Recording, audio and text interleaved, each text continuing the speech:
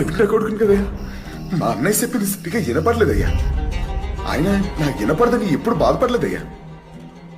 కానీ మొదటిసారి ఆ దేవుడు నాకు ఈ లోపం ఎందుకు ఇచ్చాడని చాలా బాధపడ్డానయ్యా.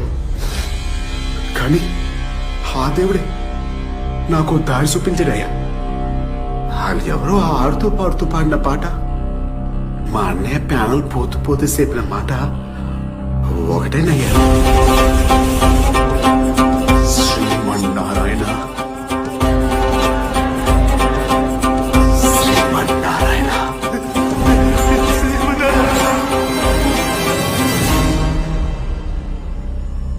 అదృష్టశాత్తు మా ఊర్లో శ్రీమన్నారాయణ అనేవాడు ఎవడు లేడయ్యా. మేమందరం గంగాలమ్మ తల్లి బిడ్డలం కదయ్యా. కానీ ఆ పేరు ఎక్కడో విన్నానయ్యా.